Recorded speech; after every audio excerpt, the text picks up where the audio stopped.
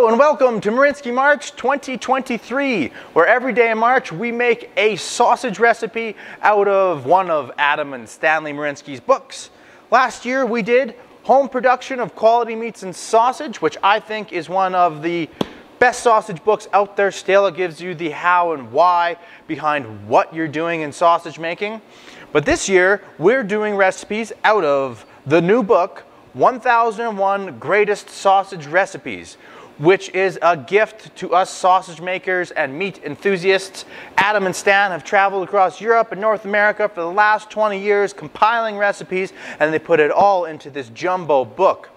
What's even better is Stanley has sent me 5 copies to give away to you guys over the course of the month, and all you got to do to get qualified is leave a comment in the videos and I'll find you and I'll send you a copy if you're one of the lucky winners. So, without any further ado, let's get into 1001 Greatest Sausage Recipes by Adam and Stanley Marinsky. Alright, hey there guys. I will first start by apologizing. My throat is very sore today, so the audio is going to be bad, but I wanted to get this one started well in advance in case it didn't go well. Then I had another opportunity to do it again.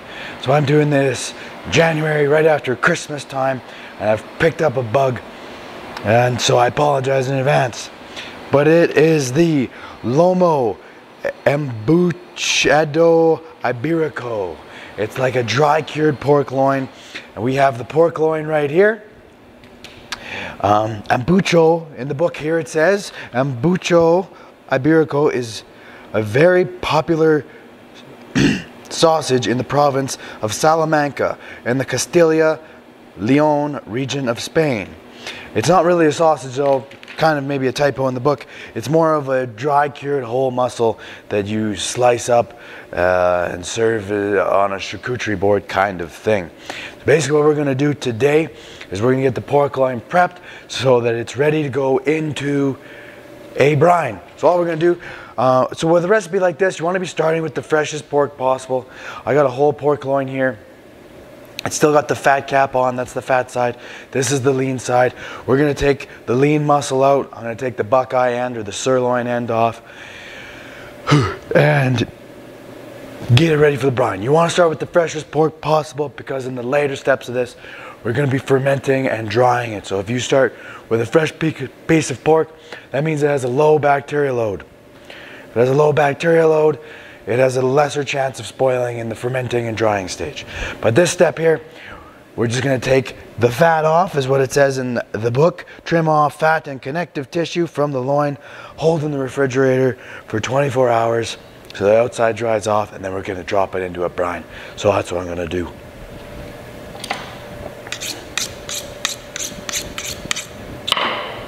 No talking, just trimming. So I'm going to take off. Where we took the blade bone, I took that off.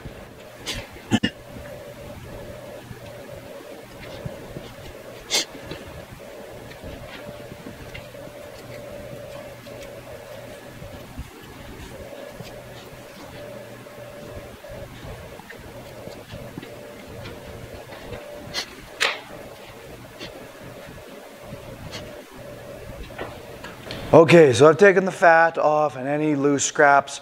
Of course, I will set those aside and we'll reuse them later. I'm going to take this silver skin layer off of the top. You can see here, it's going to look like this side when it's done, very lean. I've never made lomo before, and I'm sure there's probably specific things you need to do. I'm not sure if the chain muscle needs to be removed off the side, but we're going to leave it on because otherwise you'd end up with just the main muscle of the loin, which is like that, which is maybe how it's traditionally supposed to be done over in Salamanca. But I'm going to leave it on for this. I'm just going to take that silver skin off.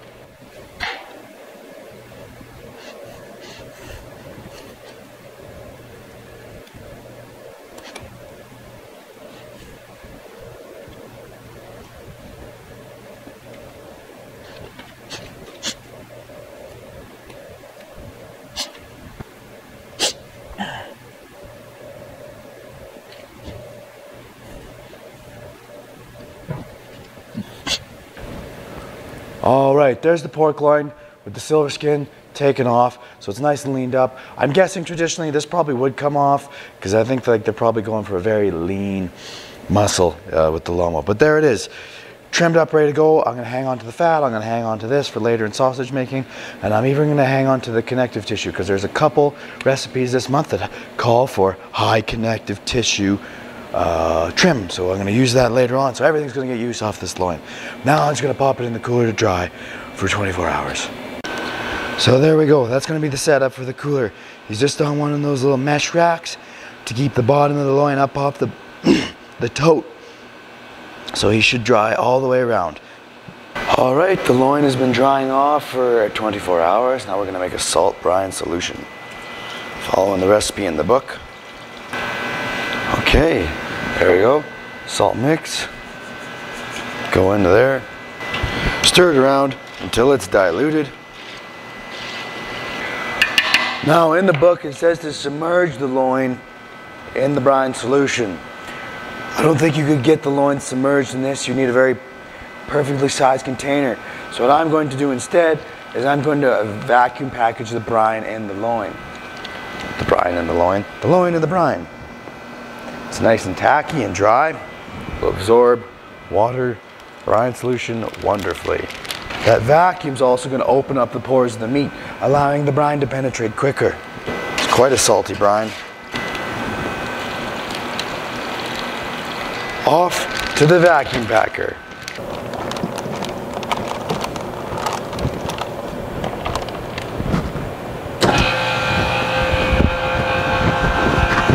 Now in theory, you wouldn't necessarily need to brine as long because that vacuum's going to help it penetrate quicker.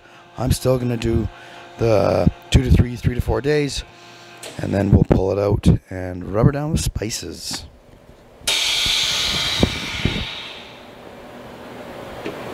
Voila. Okay, on to the next step for the Lomo Embuchado.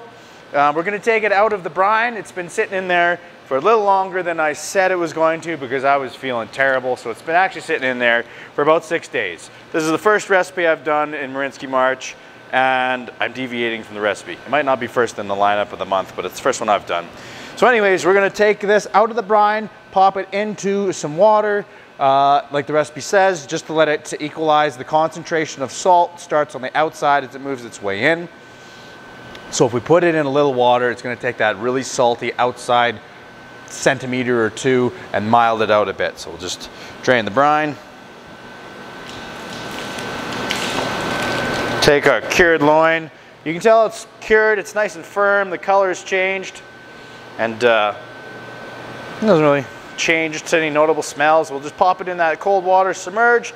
I'll come back tomorrow morning. It's 7:30 on a Monday evening. Tuesday morning, I will come and rub it down with the spices, which I've already mixed up. They look pretty good. So they're gonna get those tomorrow morning. All right, so it has been 12 hours, almost exactly. 7:30 a.m. here. I think it was 7:30 last night. This is our loin. Equalized out, kind of gone lighter color from being submerged in the water. Now we are to dry it and then rub it down with spices. And I obviously held it in the cooler overnight because this is going to be kind of like a dried product. You want to keep everything low bacteria loads right off the bat. So there's no bacteria added to this. So, but I think the garlic is kind of garlic, and there's lime juice in this recipe. So that's what's going to start the fermentation process. Lots of garlic used in Spanish recipes, but no added bacteria. So hopefully it goes good. You never know. This one could be a dud in the end for some reason. It's always tricky with fermented products. So pull our little cloves of garlic out of our spice mix because it says to smash these guys. The rest of this is sweet paprika, a little bit of hot paprika, oregano. All right. We're gonna add a little bit of lime juice. Probably should use real limes, but it says real lime right on there. And another thing I've done, guys, is I've pre-soaked the beef bung. It's gonna go in a beef bung ahead of time, or it's gonna go in a beef bung after we get the spices rubbed onto it. And What I've done, which I learned from Eric and two guys in the cooler, is I added just a little bit of vinegar to it. He said it doesn't make it more tender, but it kind of just takes the harshness of that intestine smell out of it. So, okay, just gonna crush these guys.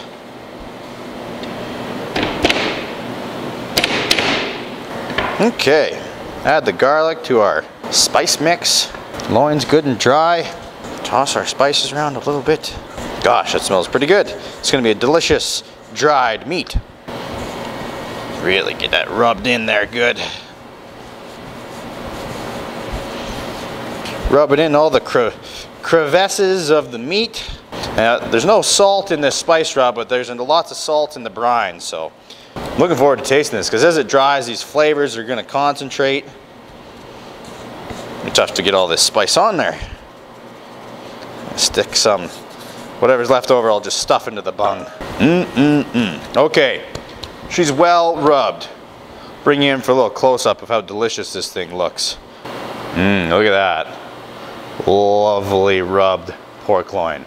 Next step is to get it into our beef bung. Okay, this next step might be a little tricky.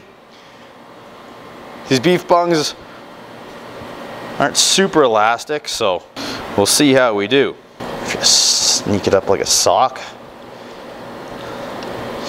Let's see.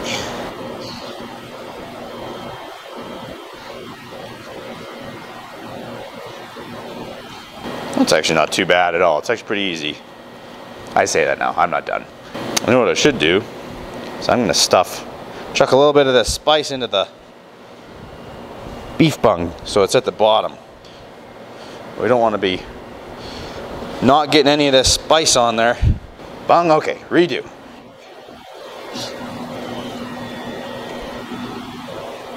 Inch by inch.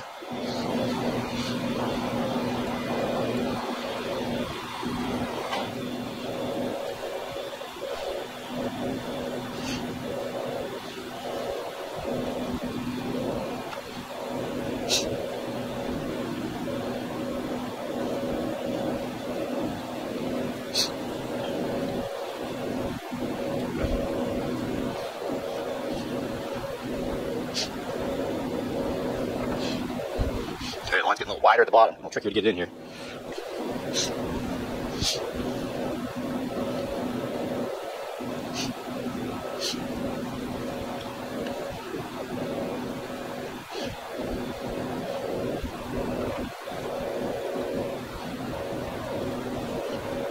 Ooh, we're almost there. Takes a lot of massaging. Another option I was thinking about for this step is, and my uncle gave me some, and I'm just realizing now I forgot to give them. If you're watching, I'm sorry, Uncle Ron. But there's these unami bags. I've seen them used on other channels and stuff, and it's basically like a little plastic sheet that lets air out for air drying whole mussels and salamis and things. So I was going to do a side-by-side comparison, but oh well, we're pretty committed to the beef bung now. The traditional. Ooh, we're so close. Oh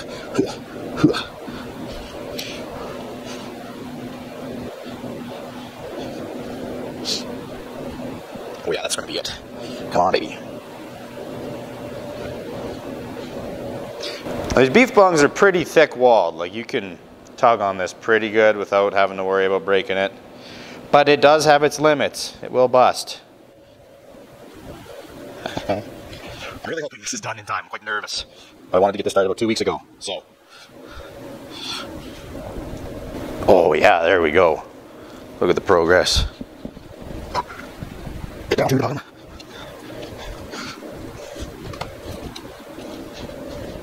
Good.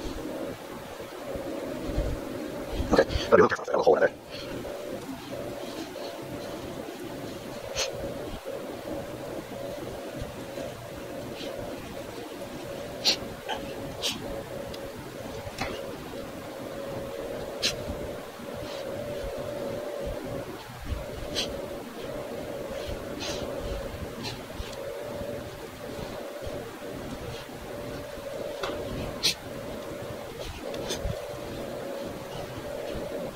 Stuff this bit of spice that fell out to where I didn't get in the first go around. I'm just going to stuff it into the top of the beef bung. through a little hole that I accidentally made. There we go. I'm gonna tie it, and then it needs to ferment for 12 or 24 hours, and I'll check on that. But basically I'm just gonna wrap it up, put it somewhere where it's about 20 degrees Celsius, 72 Fahrenheit, and for 24 hours, then we're gonna hang it and wait for a very long time, hopefully in time for March, to taste. Okay, so grab our weight, 3,540 grams. So we'll figure out our start and end. So our target is 2,372 grams. Time to ferment. There's the Lomo Embuchado. Pulled it out, and it smells really good. I could eat this sucker right now. So that's a good sign so far, I think. We'll pop them in our cooler, or our air drying chamber that I got from the sausage maker. It's gonna run at about 57 degrees Fahrenheit, 12 degrees Celsius, and 80% humidity until it loses all that weight. There it hangs. There's gonna be a bunch joining it soon. Okay, this is a pretty big day. I've been waiting a long time for this one. It was the first one to go in the chamber and the second last one to come out. The Lomo is finally finished. Okay, this is peak excitement for me for the month. This is the Lomo Embuchado, a dry cured whole pork loin. If I remember correctly, when I started out making this, I was feeling terribly ill, and it's plagued me ever since. I don't know if you can tell from my voice, maybe you've caught it in other videos, but it has plagued me ever since. I'm feeling better, a bit better though. So, the Lomo Embuchado, here it is. I'll bring it in for a close-up look at that casing. There is the beef bung. It encased our pork loin, and I did get a little bit of green mold here and there, and I just went in and wiped it up with a vinegar-drenched cloth, and then the rest of this white mold is just left over from what is inside my chamber. Picked it up a little bit. So it is time to peel this off and see what is lurking underneath. So in theory, this beef bung should have been a shield to our pork loin, and there should be a nice firm kind of cherry red pork loin underneath. There's a pretty unique curing process. I've never seen a dry cured mussel brined and then dried, but oh, it's like when you open the first corner of a Christmas present and exactly what you want is in the box. Looks good. Oh baby. Oh, there's a paprika walking out from underneath that beef bun. Come on off. We all want to see what you look like. Holy, the smell of this is delicious.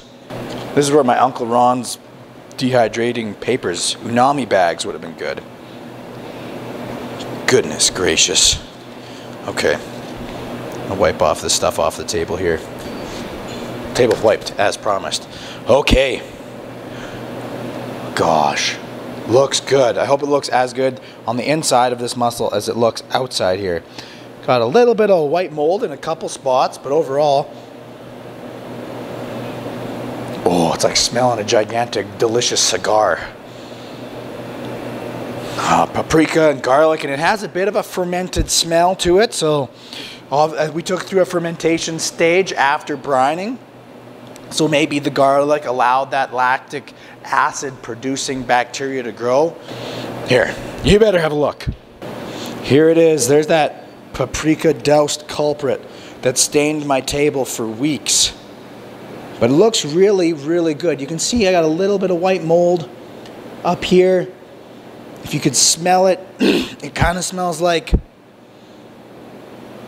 a cheese, but it's like a very light aromatic smell. Lots of paprika, garlic. It's like, okay, Dunk, cut into the damn thing. All right, I will. Okay, but I'll bring you in for the big cut. Get the old knife touched up. Build the suspense up a little bit more. Did it work out? Oh, I'm gonna say yes, it did work out. Okay, my expectation is like a very kind of dark pink looking pork loin. Wham! Looky, looky. Does that look yummy? I think that is just about perfect. Okay, time to have a slice. I'm just gonna get another shot. I'm not sure if my camera was being blurry or not there, but look at that color. Looks delicious. Time to have that slice though. Okay, so this doesn't need to be cooked. We've achieved a sufficient weight loss. It should be controlled. The bacteria should be controlled. Slice it nice and thin so you can see through it almost. There we go.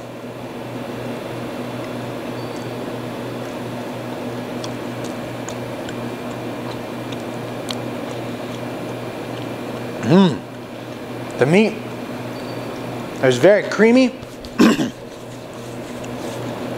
Obviously, lots of paprika taste on that outside ring. It's nice. I think there was bay leaves in there originally. You can see them crumbled up. So there's like a bit of an earthy taste to it too. It's not overly salty. But man, is that good. Chunk of dry cured pork loin. Now I want the rib. I want the rib end. I'm a rib fan. So I'm going to cut myself a piece of rib. Snip that bit of mold off first, I guess, though. Lose some flavor with it, but oh well. The fat end looks even better, doesn't it? Yummy. Okay, I gotta have one piece with that creamy fat to round off the video here. Sliced as thin as I can manage. Tamarinsky March.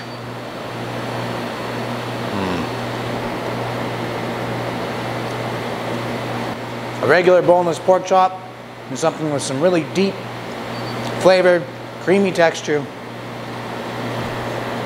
So good. Well, thanks for watching, guys. I appreciate it. This is the Lomo Embuchado from 1001 Greatest Sausage Recipes by Adam and Stanley Marinsky. I hope you liked it. If you do, give it a thumbs up, share it somewheres, and subscribe. Thanks again, guys. Take care.